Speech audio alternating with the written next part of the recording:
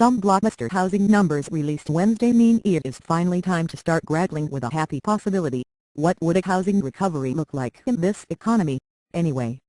The Census Bureau said that housing starts rose a remarkable 15% in September, to their highest rate since July 2008. Analysts had forecast a 2.7% gain. The number of housing permits also rose double digits, 11.6%, compared with the 1.1% forecasters were predicting. For months, a wide range of indicators of the state of the housing market have been pointing to "Thank you for trying verbose. This recording will go away once the product has been purchased."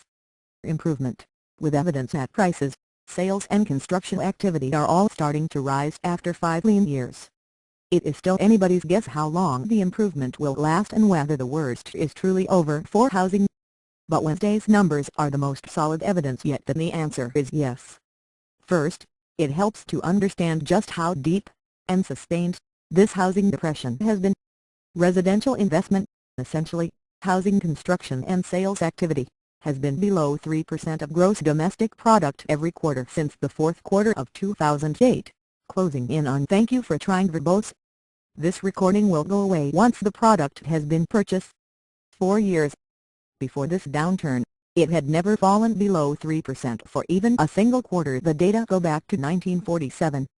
Even in the deep and traumatic 1981 recession, home building never experienced a single quarter as bad as those that have been seen continuously for the past 4 years. Part of those dire results are surely attributable to correcting the excesses of the housing bubble, roughly from 2000 to through 2007. As measured by residential investment, the housing boom peaked in the third quarter of 2005, and building activity had fallen to "Thank you for trying verbose. This recording will go away once the product has been purchased." Roughly normal levels by the summer of 2007. It was in 2008 that it fell precipitously. Here's the thing, though, the overbuilding of houses during the boom years, while real, was not of epic proportions. The underbuilding of houses, relative to demographic trends, since then, has been. That means that other factors are likely major culprits in the housing weakness of the last 4 years. The terrible job market that has made people unwilling or unable to get a mortgage, an overhang of foreclosures that has kept the market for houses from clearing, and extreme caution by "Thank you for trying verbose. This recording will go away once the product has been purchased." Banks and other lenders that has made it hard to get mortgages. Now each of those trends seems to be healing. Few would argue that a return to the housing bubble days of 2005 is attractive, but what if, over the coming year, housing returned to its longer-term trend? In the second quarter of 2012, residential investment was 2.39% of GDP. As a rough estimate of the longer-term trend for that number, let's use its average level for the entire decade of the 1990s, 4.07%. Using the 1990s is a bit arbitrary. Thank you for trying verbose. This recording will go away once the product has been purchased. Even using various other baselines yield similar numbers. If residential investment converged to that longer-term average, it would add 1.7 percentage points to overall growth in the coming year. In the first 6 months of 2012, the growth rate of the economy excluding gains in housing was about 1.35%.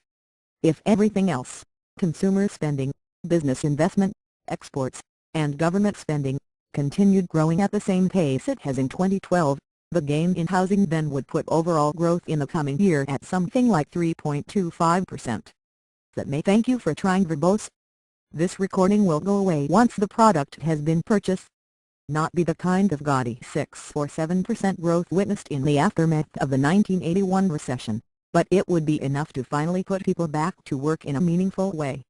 And it would be a big improvement from the 3 years of sluggish, halting growth that have been seen since the current recovery technically began in the summer of 2009. That would mean an additional $262 billion in economic activity, which, if recent relationships between dollars of residential investment and housing starts hold up, would translate into an additional 517,000 homes being "Thank you for trying verbose. This recording will go away once the product has been purchased."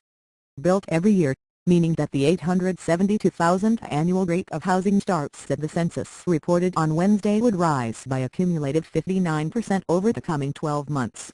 While all this may seem like a naively funny scenario, and it would be great news for the economy if it materializes, keep in mind that it is hardly presenting an outlandish sort of boom for housing. Rather, this is what would happen if housing returns to its average role in the economy of the pre-bubble 1990s and did so over the coming 12. Thank you for trying Verbose. This recording will go away once the product has been purchased. Months. The dark clouds are these.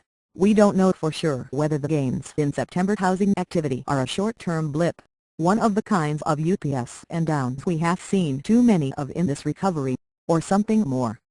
And this entire scenario has assumed that the other sectors of the economy keep holding up their current growth rates. But there have been signs that some of those sectors, particularly exports and business investment, are losing steam. If those trends continue, it is all the more important that housing start to. Thank you for trying Verbose. This recording will go away once the product has been purchased. Carry its way and that September turn out to be the start of something big.